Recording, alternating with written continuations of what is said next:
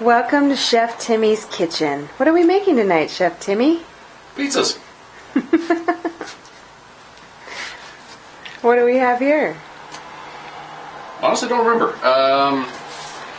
Definitely red base. We've got olives, roasted garlic, feta cheese, Roasted tomatoes. flat leaf parsley, a little cilantro. Basically everything we had left. Roasted tomatoes. This is where the magic happened. Yes. Yummy. So we're going to throw it in. What are we putting it on? This is a 1/8 inch piece of plate steel that's been heated up to 550 degrees. And then once it's heated up, you go ahead and open the door, put it on broil, make sure that the top heating elements are glowing red. Set the timer for 2 minutes, and that should pretty much take care of it. Might go about 230, but I wouldn't go too much over that. Magic happens, folks. Magic happens.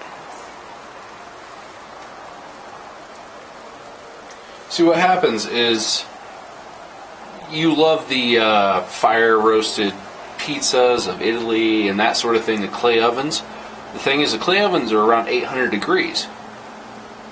Our ovens can't replicate that. So what we did is, if you heat the bottom plate to about 500 degrees, the thermodynamics of it, the steel gives off heat a lot faster, and you've got so much heat just coming right down on it from the top element that it actually kind of duplicates it. It's very similar. That's why we can get away with a 2-minute cook time versus, normal cook time of, 15 minutes or so for a frozen pizza. This is a thin crust, of course. I don't think you'd want to do anything other than thin crust. We did roll the crust on this one.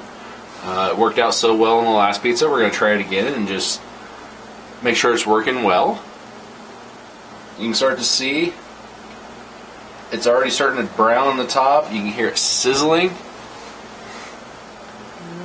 Yeah, it's going to start bubbling here.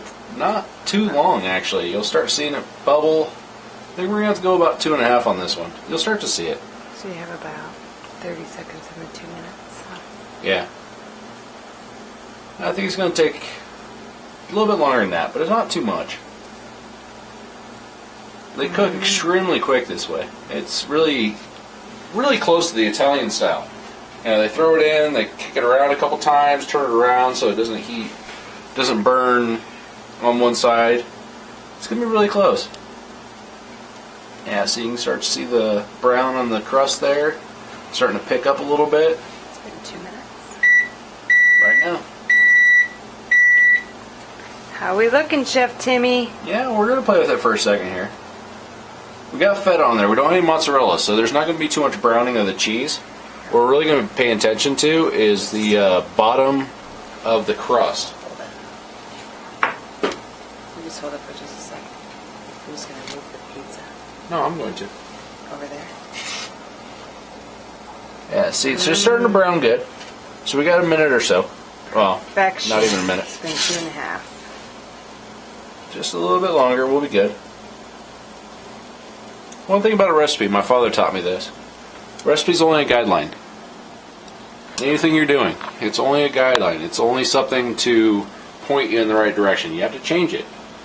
Because you never know what's going to happen. There we go. I like it. We're going to go ahead and take it out now.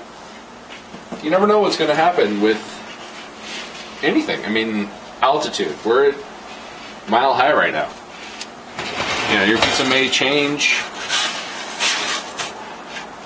may cook slightly different at different altitudes.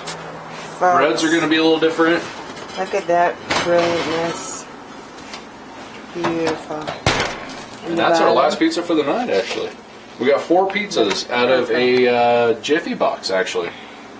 Just a normal Good job, Chef Timmy. Normal Jiffy box. We got 4 pizzas out of it. And or you could do some fabulous Whole Foods pizza crust, already made. yes, we've done that a couple times too. Wonderful. They tend to roll out a little thicker. These are a little thinner. The dough hasn't had time to rise as much, so it's got a little more.